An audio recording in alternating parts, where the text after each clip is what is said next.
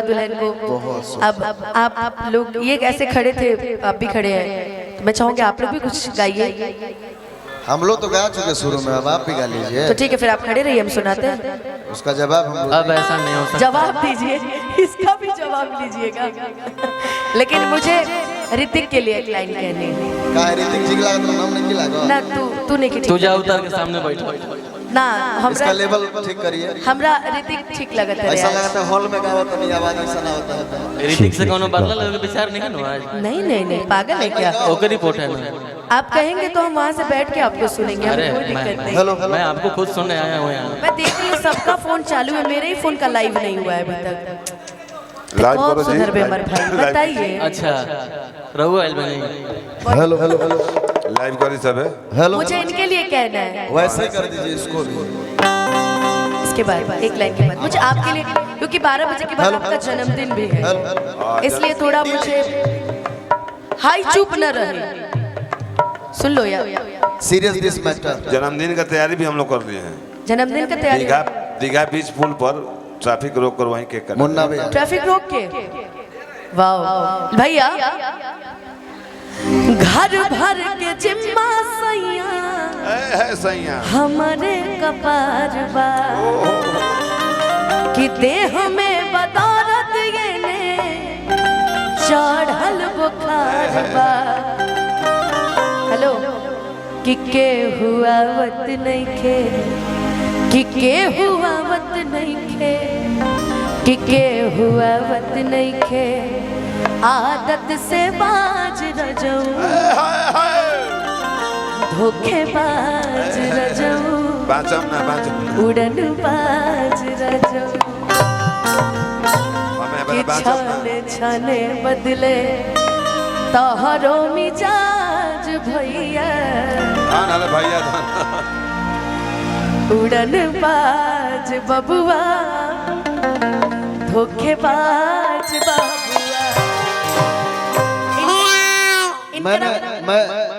मैं एक बार आपको बहन बोल दिया तो मेरे मुंह से नहीं निकल पा रहा। अच्छा बताओ, जब बहन बोल दिया है और जब भैया बोल रही हैं तो क्या दिक्कत है फिर? जानते हैं भैया, इनकी तरफ से गाने में कोई दिक्कत नहीं है। ए अपने भाई एहन वाली बैठल बड़ी है। अनुपमा जी, एक अपने भाई की तरफ से भाई को शायद कि केसिया बिझार ले लूं। ए मास्टर भैया एक सेकंड। अरे की हेरे ले और पहन ले लूं साड़ी। ऐसा ना मास्टर बोल रहा, लग रहा कोनो दर्जी वर्जी है। केसिया जे झाड़ ले लू हेर ले लू ढीला बा ये ऐसे की भले कहला हम के लो फर लूचा उनके लो फर ये आप बोल तकलीफ न होई, बाकी भैया कहबून के ठीक न होई। उसको मैंने शुरू से ही भाई माना है, आज नहीं, और इनका का भैया का 2010 से ही, और इसने बहन का फर्ज निभाया भी है। तो हाँ निभाता है भाई, निभाया बिल्कुल फोन करे क्या? तब बहुत निभाने वाला आदमी है। कि बहिया में आवा धान अरे भैया धान हाँ। और बनाइब दुल्हनिया है कि रूपवा के चमकी चंदनिया।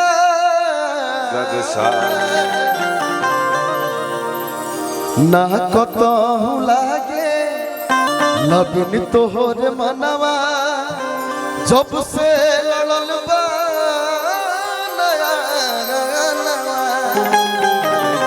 गाता है रे तू। प्रेम के डगरिया तोहर नैना से चल के, पियासल बा मन के बगान हो।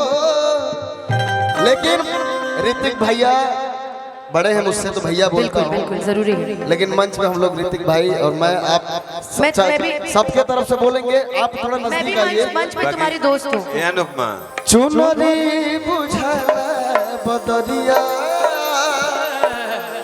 हई चेहरा बुझाला चाँद हो। तो अगर आपने मेरे लिए गाया तो मैं आपके लिए भी कहती हूँ, आप हमारे भी मित्र हैं इसलिए। घरवाला गला सवरिया पूरा कर अरमान वो, तुझे ना देखूं तो चैन हमारो चैन निकाल दे। मुझे आता नहीं हमारो चैन निकाल। एक तेरे सिवा कोई और मुझे भाता नहीं। गाना कैसे बा? छुप छुप के काहे तू निहारे हजरी से बाहर हमके मारे लो, छुप छुप के काहे तू निहारे लो, हजरी से बाहर हमके मारे लो। तोहरा से दूर होके जियल जाता नहीं, तोहरा से दूर होके जियल जाता नहीं। तुझे ना देखूं तो मुझे आता नहीं, एक तेरे सिवा कोई और मुझे भाता नहीं। कहीं मुझे प्यार हुआ तो नहीं है, कहीं मुझे प्यार हुआ तो नहीं है। दिल हो के जुदा तुझसे रह पाता नहीं, कोई मेरे दिल को समझाता नहीं है। कहीं मुझे प्यार हुआ तो नहीं है, कहीं मुझे प्यार हुआ तो नहीं वाह है। वाह।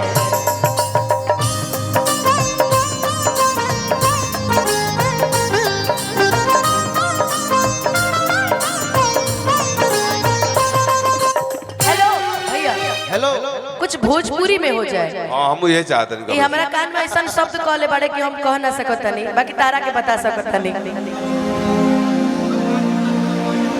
ये कहले जाइए गाइए भोजपुरी कि काहे पीछा पड़ल बाड़ो हमरे पमरल बाड़ा, माथा फूकी पिया तारा दूध से कजरल बाड़ा।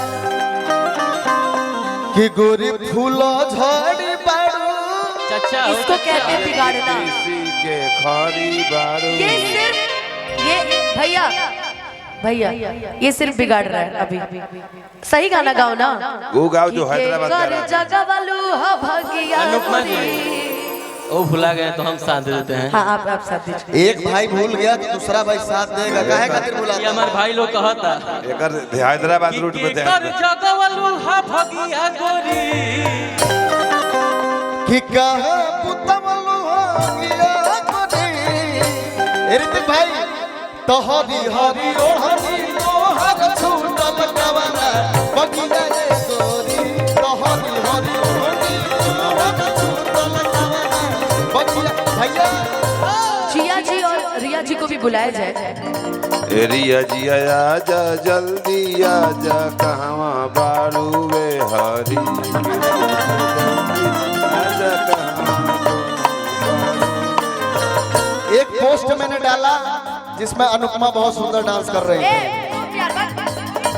नहीं आज एक हो नहीं सकता, हो नहीं सकता, बिल्कुल नहीं हो सकता। थोड़ा सा कि हरी हरी ओढ़नी तो हर छूटल कवना बगिया रे गोरी। हरी हरी ओढ़नी तो हर छूटल कवना बगिया रे गोरी। देख लो लड़के की बहन, अच्छा दीदी जी की तरफ से आशीर्वाद है। अच्छा यही जीजा जी हैं। अच्छा आप ही के साले की शादी है। Oh my God. लेकिन जीजा जी बड़ा शर्मिंदगी में। ऐसन बा कि एगो हमार मास्टर भैया के 10 टकिया धरा दे। दीदी थैंक यू। गाओ यार भूल गई। कि हरी हरी ओढ़नी तोहर छूटल कवना बगिया रे गोरी। हरी हरी ओढ़नी तोहर छूटल कवना बगिया रे गोरी।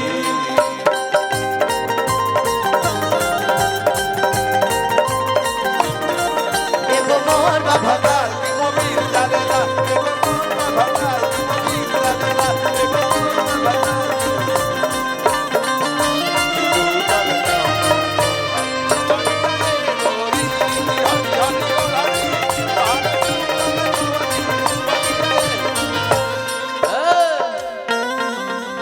कि दिन रहे कौन न देखलू कैलेंडर, आ कैलू बगानी में जवानी सरेंडर।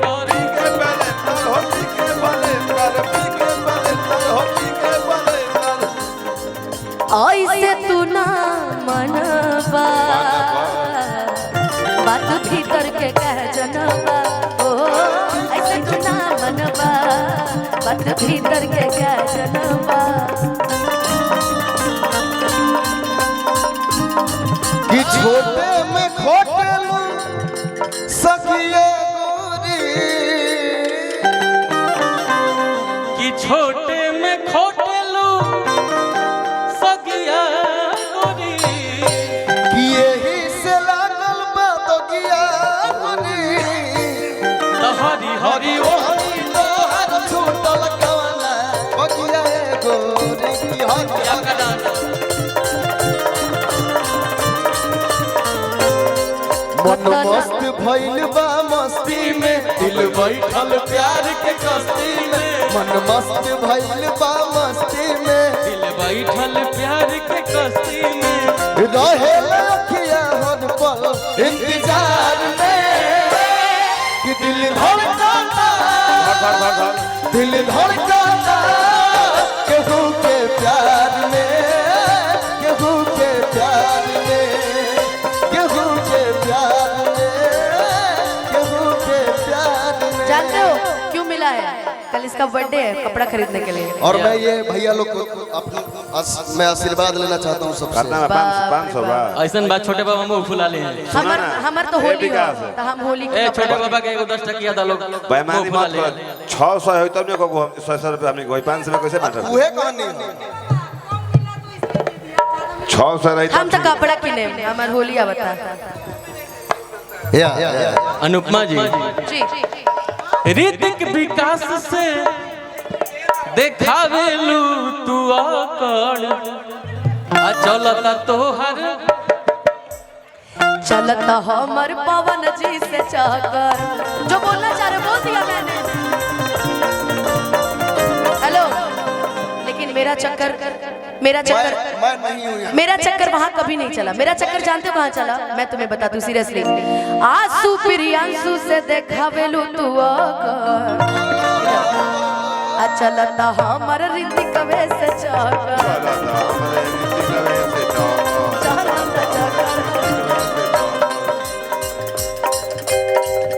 जानी खोला हो चाहे का बोला हो भेजनी खोला चाहे का बोलो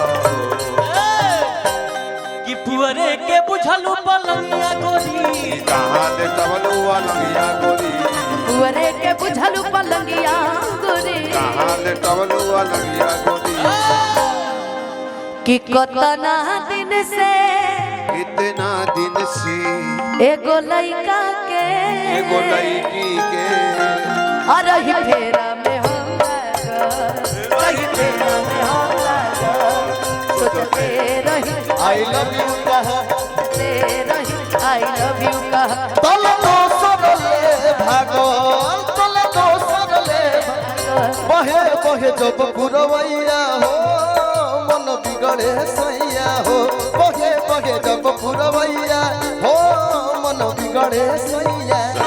मास्टर भैया अनुपमा जी इस गाने में एक लाइन था कि दुख बायतने की हमार ना भइल चाहबो कइनी तब प्यार ना लव यू सीरियस कि अपना जात संगे भागित त दुख ना होई कि हमारा प्रेमिका के कोनो कुजात। सच में आपकी प्रेमिका भाग गई किसी के साथ? ये आपने किसके लिए कहा? मुझे नहीं पता, मैंने तो आपके लिए बोला।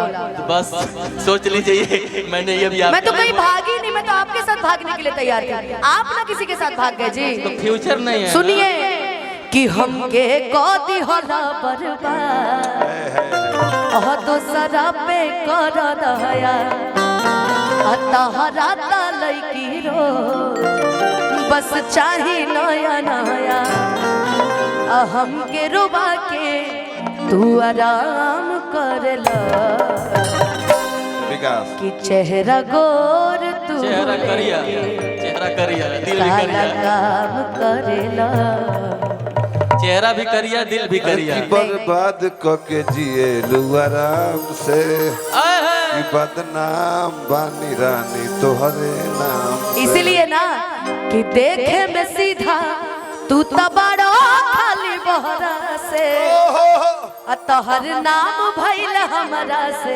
हम बदनाम तोहरा से। आपने तो लड़कों को बदनाम कर दिया कि हम तोहरा प्रीतिया में